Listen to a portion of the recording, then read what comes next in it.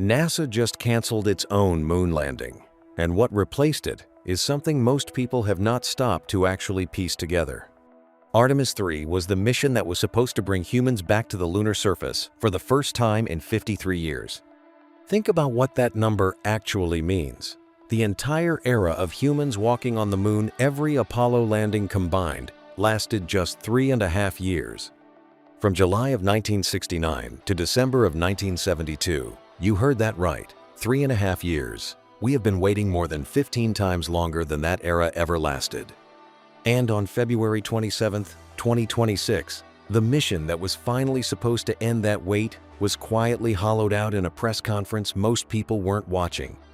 Before you can feel the full weight of what was just lost, you need to understand what NASA was actually building, because the Artemis program was never just a moon mission. The biggest promise NASA had made in 50 years. You have to understand what NASA was actually selling before you can understand what just got taken away. In December of 2017, the Trump administration signed Space Policy Directive 1, officially tasking NASA with returning humans to the moon. It was framed not as a race, not as a stunt, but as the beginning of something permanent. They called it the Artemis program, named after the twin sister of Apollo in Greek mythology. The symbolism was intentional. Apollo had gone. Now Artemis was coming home. The architecture NASA built around that promise was unlike anything that had come before it. 3 missions, each one building on the last, each one inching humanity closer to something that had not happened since 1972. Artemis I launched in November of 2022. No crew, just a test. The Orion capsule rode the Space Launch System rocket out past the moon and back, and it worked. For the first time in decades, NASA had a rocket that actually flew. That mission was a genuine victory, and the space community felt it. You felt it. It looked like the beginning of something real. Artemis II would follow the first crewed mission, 4 astronauts looping around the moon without landing, a shakedown run to prove the hardware could keep people alive that far from Earth. It was scheduled for 2026. And then came Artemis III, the one that mattered.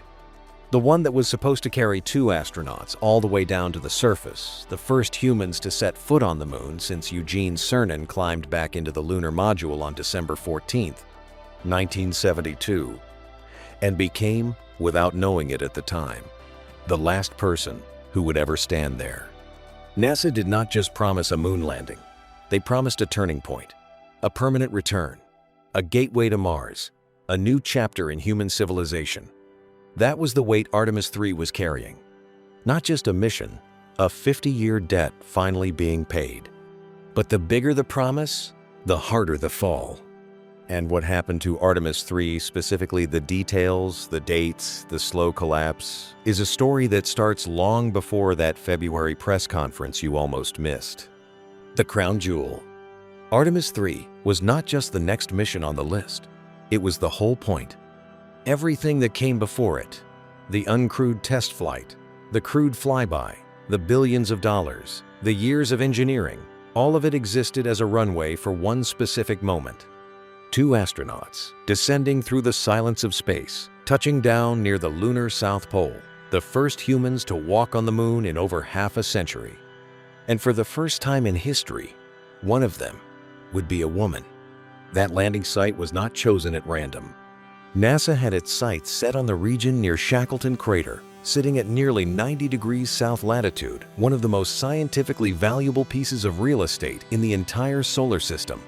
Buried inside the permanently shadowed craters down there, locked in ice that has never seen sunlight, is water. Not a metaphor, not a theory. Actual water ice, confirmed by orbital observations.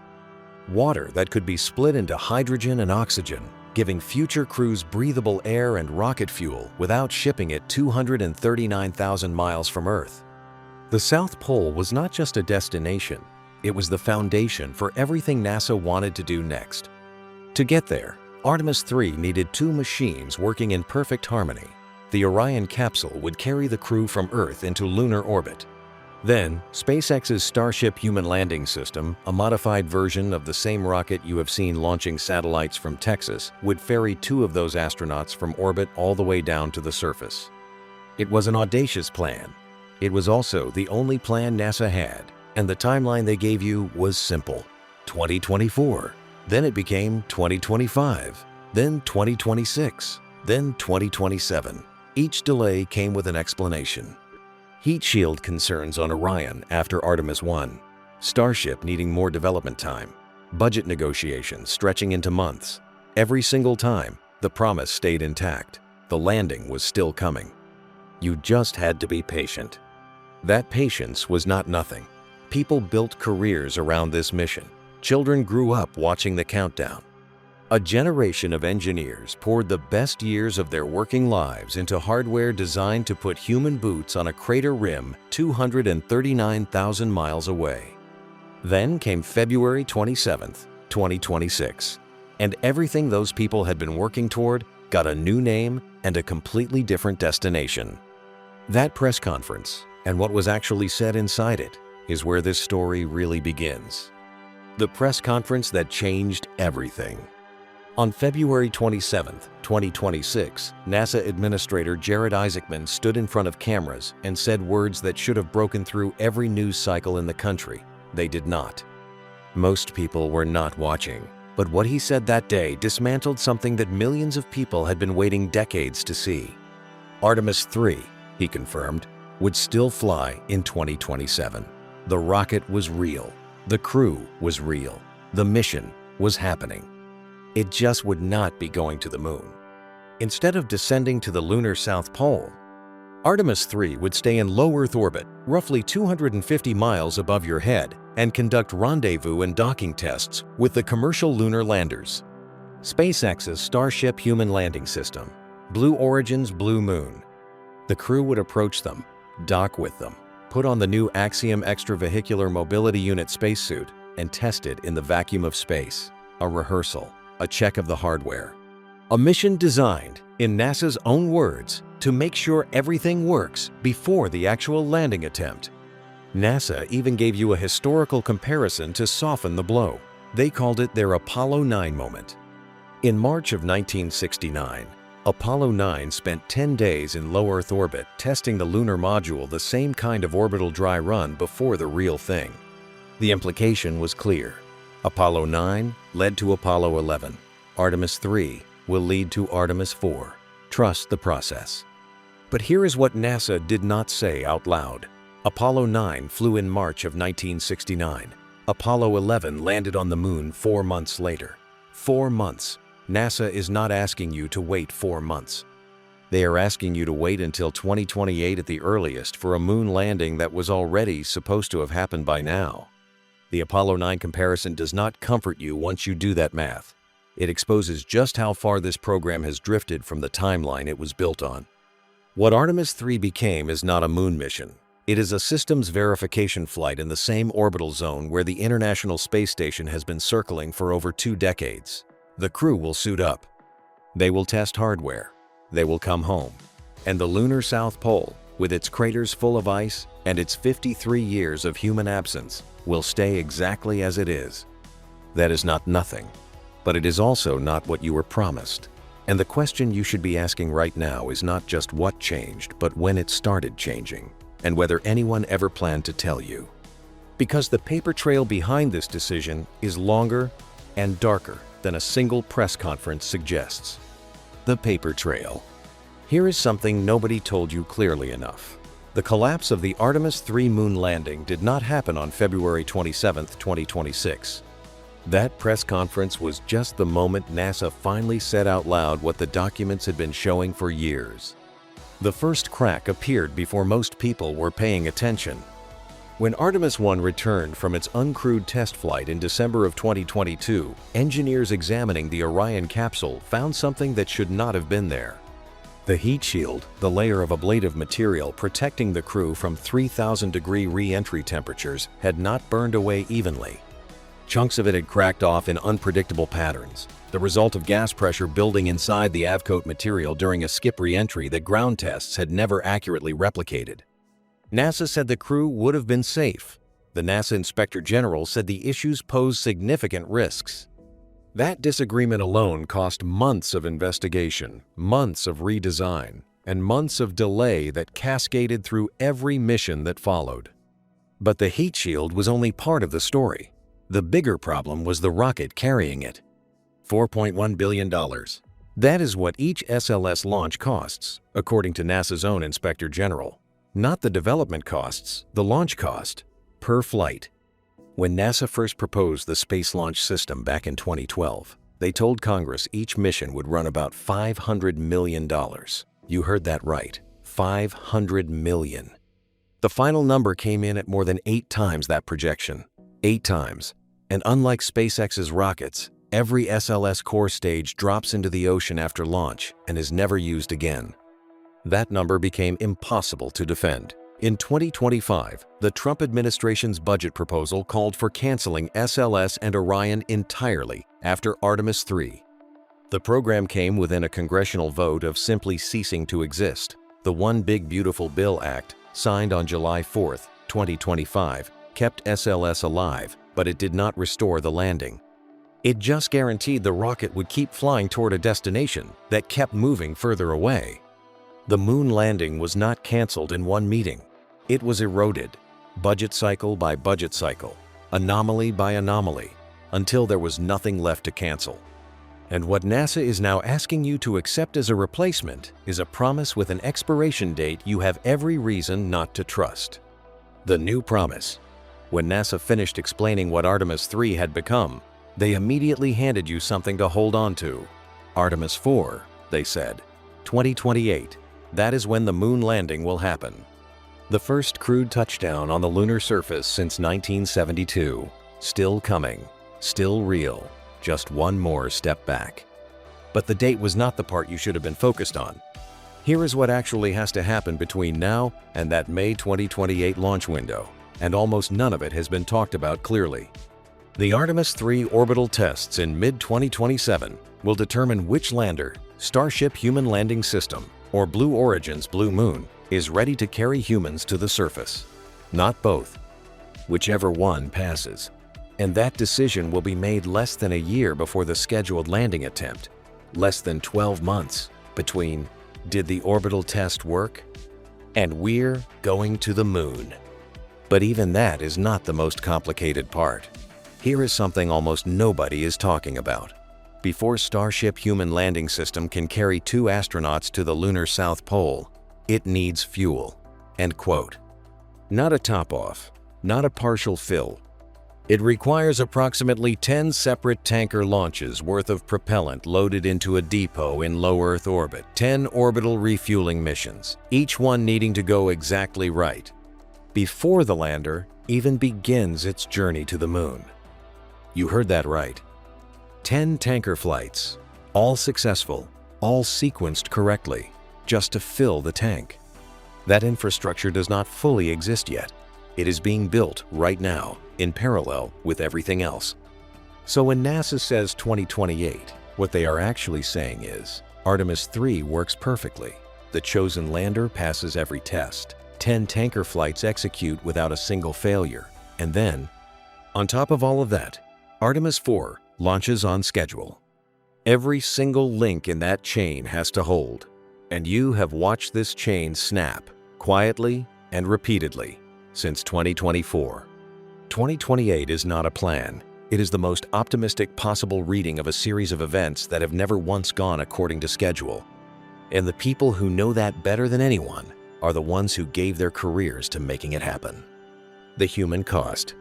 Here is something that makes all of this hit differently. As of yesterday, April 1st, 2026, 4 astronauts are currently flying toward the moon right now. Reed Wiseman, Victor Glover, Christina Koch, and Jeremy Hansen are aboard Orion on the Artemis II mission, the first humans to travel to the moon in 53 years. They are not landing. They never planned to land, but they are there, arcing around a world no human has touched since 1972. While the mission that was supposed to actually land has been quietly redesigned into something that will not leave low Earth orbit. Think about what that means for the people on the other side of this decision. There are astronauts in the Corps right now who have spent years preparing to be the first humans to set foot on the moon since Eugene Cernan. They have trained in lunar geology. They have practiced EVA procedures in spacesuits designed specifically for the South Pole's terrain. They have studied the permanently shadowed craters, the ice deposits, the science objectives of a landing site 239,000 miles away. NASA has not announced their names yet. But they are real people with real careers who organize their professional lives around a mission that no longer exists in the form they trained for. Then there are the engineers. The thousands of people at Boeing, Lockheed Martin, SpaceX, Blue Origin, and Axiom Space who built hardware designed to do one specific thing: land humans on the moon. The scientists who designed surface experiments, seismometers, drilling equipment, sample collection protocols. All of it built around a landing that keeps getting reassigned to the next mission on the list. And then there is you. And the kid version of you who watched NASA announce Artemis and felt something real. Who saw the words, "First woman on the moon," and understood what that moment would mean. Who believed, this time, that it was actually going to happen. Nobody lied to any of you, but nobody protected you from the gap between what was promised and what was possible either. And while all of this was unfolding inside NASA's budget meetings and engineering reviews, another space program was doing something quietly different. 17 days. On February 10, 2026, China's crewed lunar program cleared another major milestone. Its space agency carried out a key Long March 10 flight test tied to abort validation and recovery behavior. Exactly the kind of systems work you do when you are no longer talking about moon landings as a concept, but as an engineering schedule. 17 days later, NASA confirmed that Artemis III would no longer land on the moon. That 17-day gap tells you almost everything about where these two programs stand.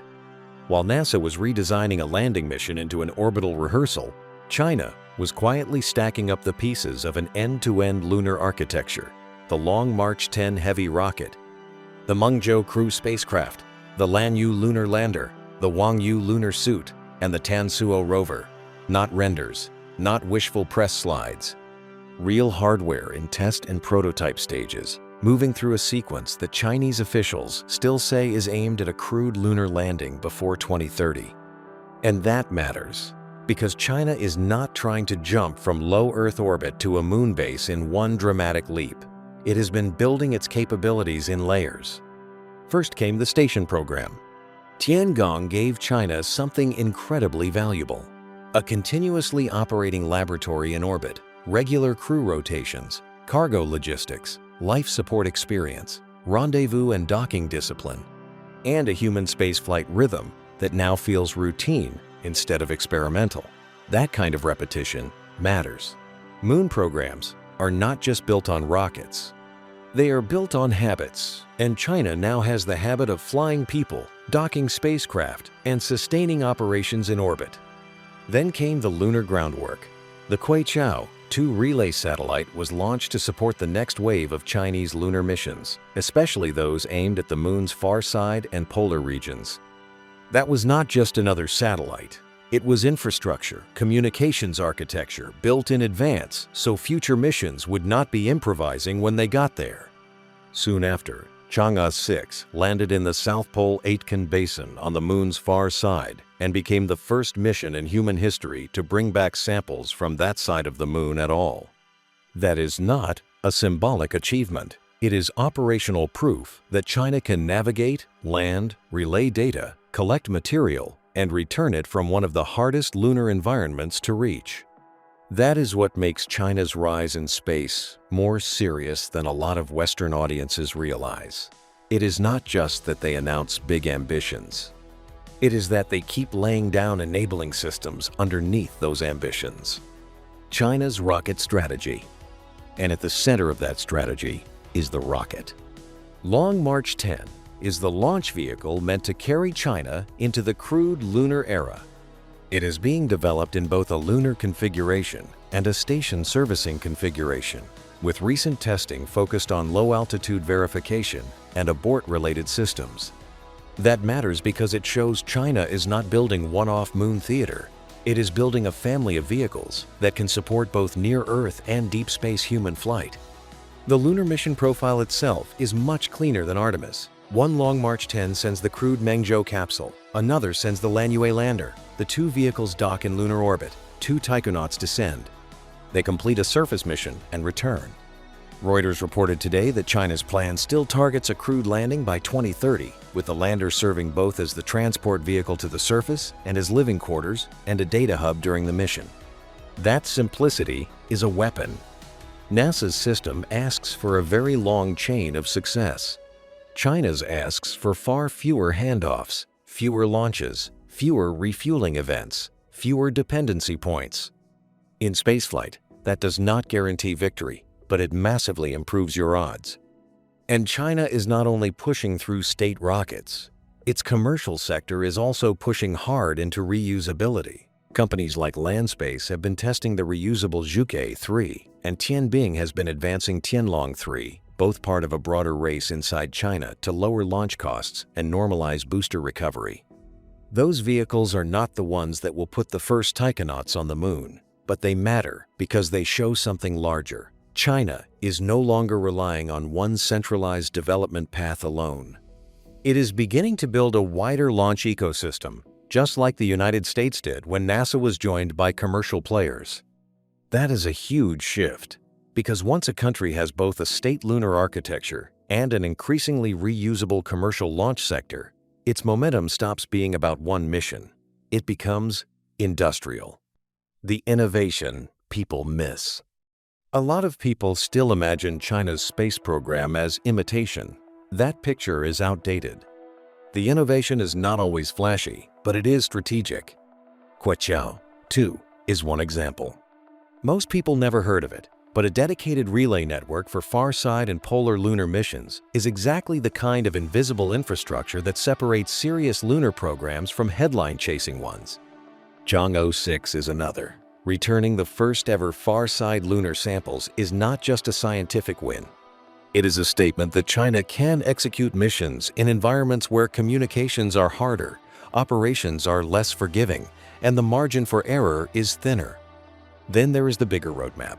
China has already tied its lunar program to a broader exploration arc. Chang'e 7 and Chang'e 8 are part of the push toward the lunar South Pole, while Tianwen 2 is aimed at asteroid exploration and sample work, and Tianwen 3 is planned around a Mars sample return objective near 2030. In other words, the Moon program is not standing alone. It sits inside a much larger deep space strategy. And beyond the landing itself is the real long game, the International Lunar Research Station. China and its partners have been building that concept for years, and official Chinese sources said in April 2025 that 17 countries and international organizations, along with more than 50 research institutions, had joined the initiative. That matters because China is not framing the moon as just a flag and footprints moment. It is framing it as the beginning of a lunar presence, with science, infrastructure, and international participation built in. So when people ask whether China is really in position to beat NASA back to the moon, they are asking the wrong question. The right question is this: which program looks more like it is building a landing? And right now, the answer is uncomfortable. NASA is still trying to prove that all of its pieces can work together. China is trying to prove that its pieces are ready to execute. That is a very different phase of a race.